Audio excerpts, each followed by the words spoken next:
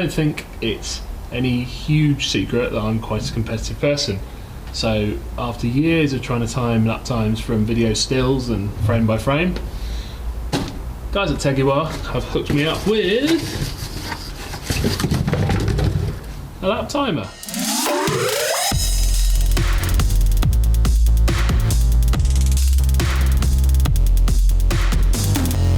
I've been looking at lap timers for ages, and I really like the look of the AIM Solo 2.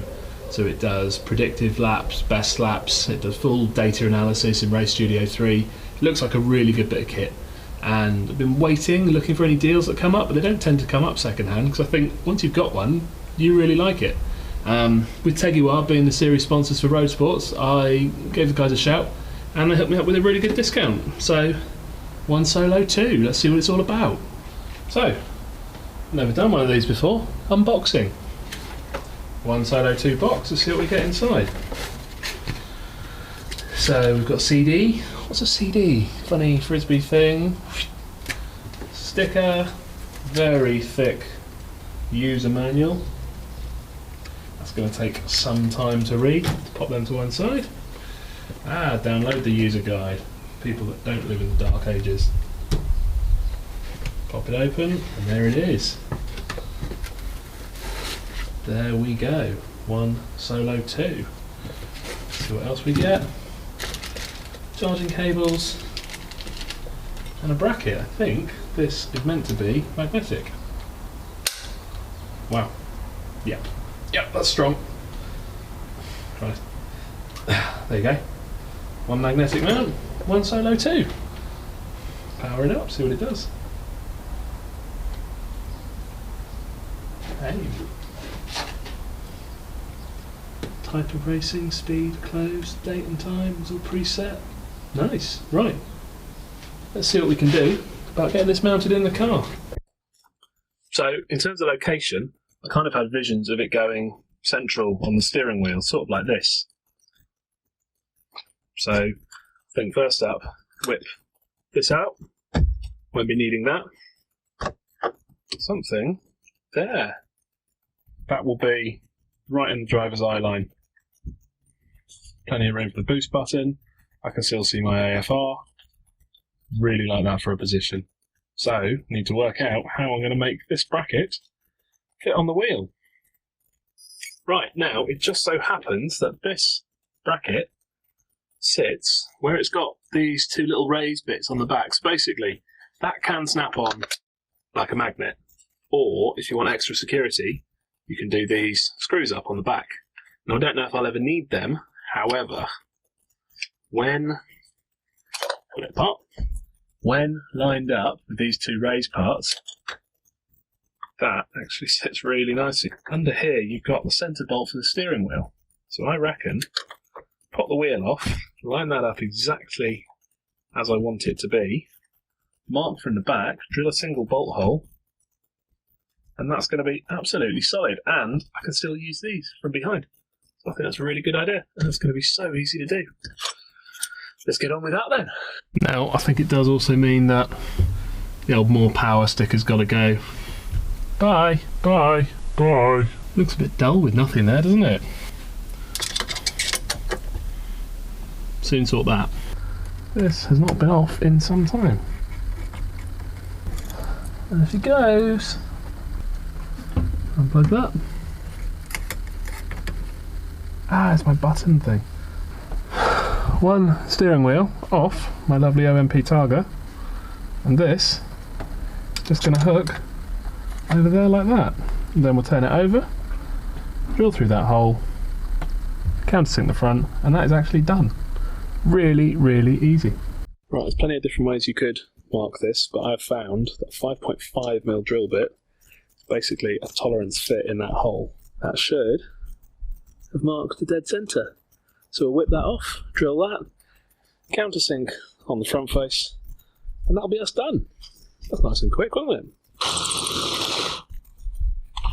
Right, that sits really nice and flush now.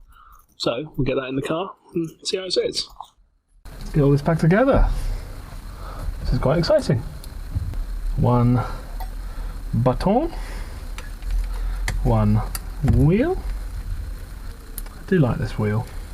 So before the crash I had a fake OMP and it looked nice and it felt pretty good, to be honest. It felt well made, but in the crash it actually bent and cracked. So at that point I said no, never again. So I went for the Targa. I'm really happy with it. Just a really nice steering wheel to hold. I'll tighten all these in a sec. And then the solo mount goes on. That sits exactly as I hoped. Bolt goes in. So that's all good. Right, it fits. So we'll whip it off, tighten the others, and then we'll pop it back on. And then the solo mount. That's nice and flush. That's on. So aim solo.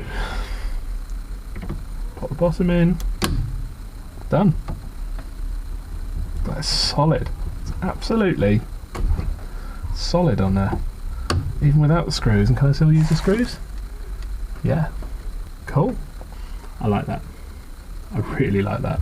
I have no idea what any of the buttons do. Green, yellow, blue. Oh no, don't like blue.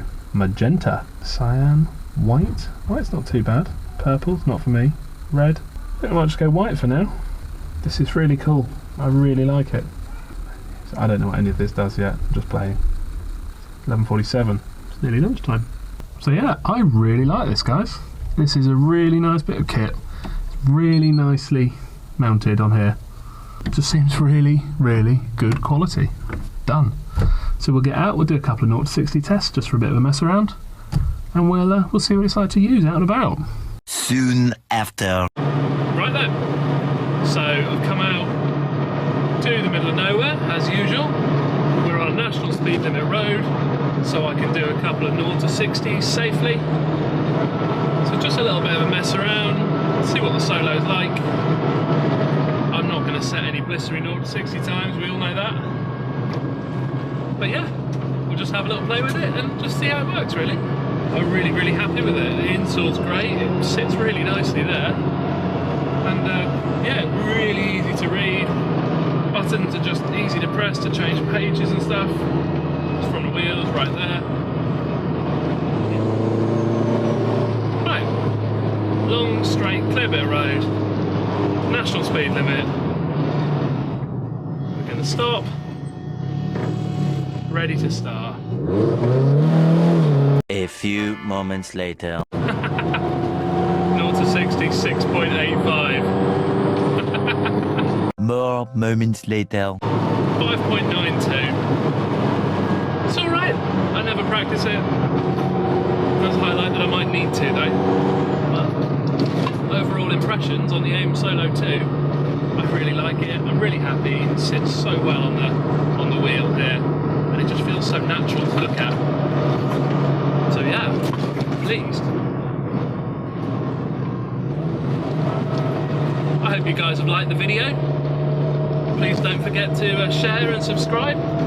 Do drop us a comment down below, let me know what you think. And otherwise, I'll see you guys in the next one. Take care.